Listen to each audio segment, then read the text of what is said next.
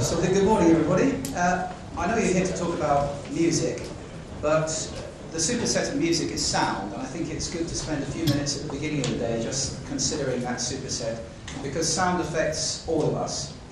Let's start with the observation that most of the sound that we experience in our daily lives is accidental, and much of it is unpleasant. We stand on street corners shouting over noise like this and pretending that it doesn't exist. Unfortunately, it does exist, and although we've become very used to suppressing it, it affects us in 4 significant ways. I'm going to start by sharing those 4 ways with you right now.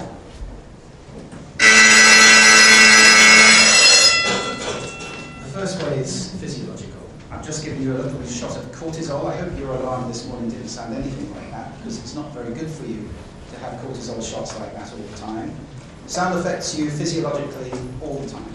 It changes your heart rate, your breathing, even your brain waves, your hormone secretions on a continuum basis. And physiologically, we will speed people up or slow them down by the sound that we put around them. That's an important outcome to remember.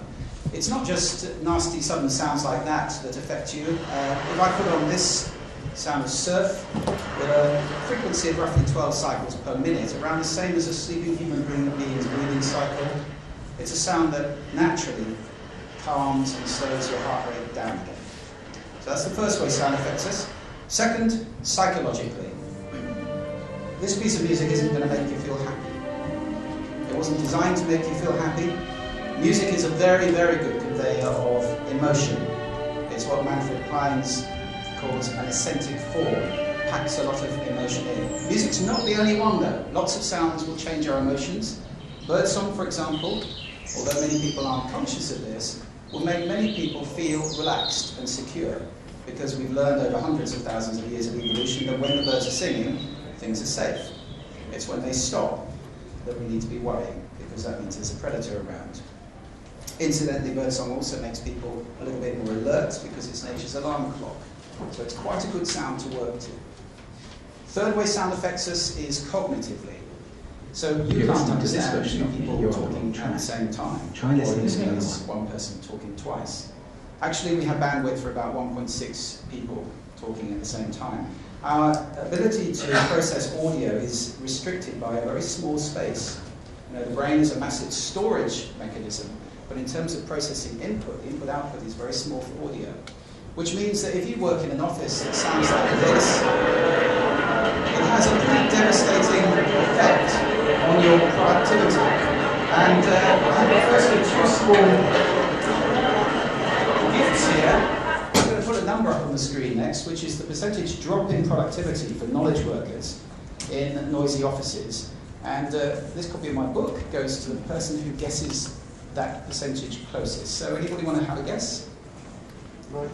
90. 67. 67. 85. 85?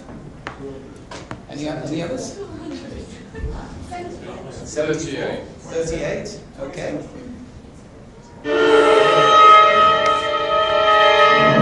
67 was very close. You haven't seen me talk before, have you, sir? Well done. 67%. You are roughly 1/3 as productive if you're doing knowledge work. That is to say, you're using your internal voice to process information. You know, when you write or process symbols, you're hearing your voice in your head. If somebody on the other side of the desk is talking about their great night out last night, they're taking up that valuable space, and you can't think so well.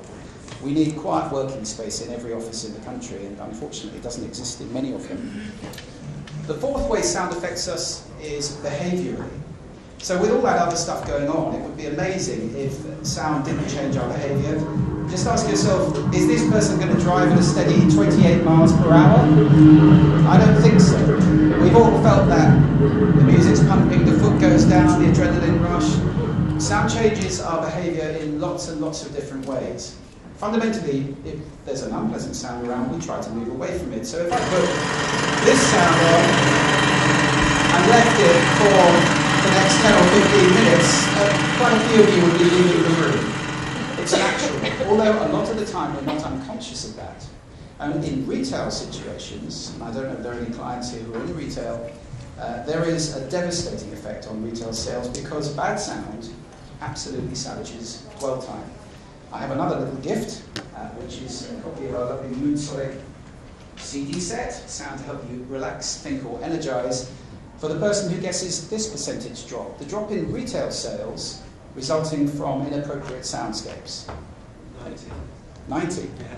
Wow.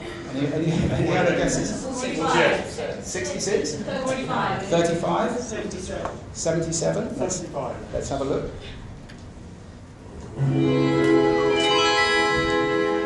That's from a piece of work. Who said 35? Let's see what's now. Well done. It's the closest. Thank you. My pleasure. 28% roughly. Now, most retailers, if you turn that around the other way, the percentage increase they can achieve is roughly 38, according to the academic research, from appropriate sound. Most retailers will bite your arm off for 3.8%, let alone 38%, and yet they're very unconscious of these effects. We have a model in my company, the Sound Agency, which helps us to plan this and actually apply some science to designing soundscapes in spaces so that they're effective, appropriate, and pleasant as well. So it takes the outcomes that we've just described, looks at the filters, like what are people trying to do in the space, what's the environment, ambient noise, sound system, so acoustics, very important. Who are the people, which is absolutely crucial, and what's the brand or values behind it, and then we derive the sound that's appropriate. That may be music, it may not. It's really important that brands consider this because every brand is making sound right now. A funny conversation I have a lot of the time with marketing directors is, do you have a brand book? Yes, we have a brand book. Are there any pages about sound? No. They haven't thought about it. They spend millions on how they look and almost nothing on how they sound. Now that is a shame because I have to tell you, every brand in the world is making sound right now. And if they haven't thought about that sound, it's probably shooting them in the foot. Here is our distinction, a bit squashed on this screen, which is the 8 expressions of a brand in sound. And for those of you who can't see them at the back, I'm not just talking about music. It's a very important one, but if I go from 1 o'clock, brand voice, how's the brand sound when you talk to it? Generally very inconsistent. Brand music, crucial and the subject of today's whole conference. Sonic logo, now a couple of examples of this. Everybody knows this one. It's not brand music, it's a Sonic logo. And it is a hugely valuable one for Intel. A product you never buy, you never see. Most people know that. There's another one I could play you. That is the world's most played tune. 1.8 billion times a day. That issues forth from a mobile device somewhere in the world, and it cost Nokia absolutely nothing. They're very powerful. Although a two-edged sword, they have to be careful it doesn't become a symbol of not being clever enough to change your default ringtone. Advertising sound, another big part of the conversation today, I would imagine. The bottom left at about 7 o'clock is branded audio. By that we mean the very exciting new world of podcasting, corporate podcasting, of delivering added value audio around the brand. Telephone sound, oh dear. Just think about your experiences with brands on the telephone. Terribly badly designed IVR systems, press 1 for this, 2 for this, 3 for this. Then getting through to a call centre 7,000 miles away where somebody's on the script and can't depart from it. It's a mess. Soundscapes are a particular speciality in my company. I'm talking about retail sound generally, and product sound, the sound of the product itself. 8, and in the middle, guidelines. Please, brand owners, create some audio guidelines. Because otherwise, what we're all doing here today is just going to create more noise, and the world is noisy enough already. Roughly 25% of Europeans are having the quality of their life affected adversely by noise around them. 2% are having their sleep severely disrupted. Now that may not sound like a big number, that's 16 million people in larger Europe whose sleep has been severely disrupted by noise. That's not our agenda. A word on music then.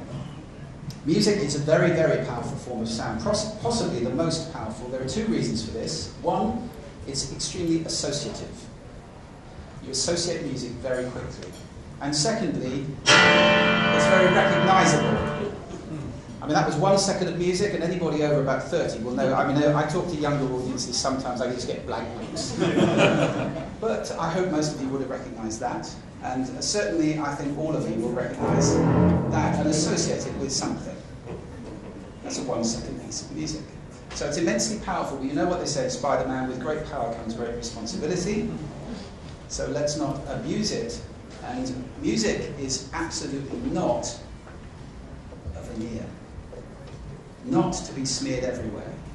When music is smeared as a veneer over places, there's a conflict of interest because the intention of the sound is very important, and music was made to be listened to. Smearing spaces with music is like putting grandmaster art over every inch of the walls. It's too much. It's not fit for purpose. It wasn't designed for that. So let's use the music, the power of music, effectively and well. When designing a soundscape, we want to start from here. The Elizabethans described conversation as decorated silence. Now that's a good approach for us to take. And I suggest in every one of your ventures with music, with sound in general, you start with silence and then decorate it. On top of that, we can then think of soundscape design particularly as creating a work of art. It's got a foreground, a background, it has an object, it's designed to create an emotional impact. So that's the way to do it. And you can do it with a different sound from music as well. And this is a case study from our own work in Glasgow Airport, where we put a soundscape in. This is generative sound. It's played by a computer at very low level, and it's designed to have a background effect. It is intended not to be listened to. A bit like ambient music, it's all wallpaper. And the effect of that was to reduce stress. People loved it, and guess what? Sales in the shops in the airport went up by between 3 and 10% as people were moving a bit more slowly, feeling a bit more relaxed, and had more time to shop. That wasn't even our objective, but it was a pretty good outcome. So I'm going to leave you with 4 golden rules for commercial sound, hopefully to give you a bit of a frame for today. First of all, let's make sure that whatever sound we use is congruent with the brand. Now that's a big question. Pointing in the same direction, absolutely delivering the same objectives. And that's not to be done informally, it's best done with guidelines. Secondly, let's make sure that the sound we use is appropriate, not beat people over the head, shock them, surprise them. The sound should be a natural thing. Thirdly, and probably most importantly, let's make it valuable. Always ask yourself, are we adding value to the client, to the customer, to the person we're putting this sound in the space of? Or is it just like I'm a retailer and I'm having sound because everybody else does? And finally, there are many countervailing influences. Sometimes this is like a bowl of spaghetti. You just have to eat the spaghetti and see what happens. Test, test, test. And whatever you're doing, don't necessarily test people by asking them if they liked it or what did they think of the sound. Ask them things like, how do you feel about the brand? Will you be recommending it? Will you be coming back again? Look at their spending behavior. Look at what they do, not what they say, in different sound conditions, and you'll start to see what works. So, to summarize, what I'm suggesting that you do as brands and as agency people is to listen extremely consciously out to the world around you. Hopefully you will be doing that. And design with sound. That's a really exciting thing to be able to do. Designing with sound. Not just light, colour, shape, form, and so forth, but sound too. It is sound business to do that. And that's the end of my talk. I'm going to leave you with a little bit more birdsong, which is good for you. I'll be here all day, until lunchtime. I could go on for hours about this stuff, but if anybody wants to engage, here are some other ways of doing that. Thank you very much.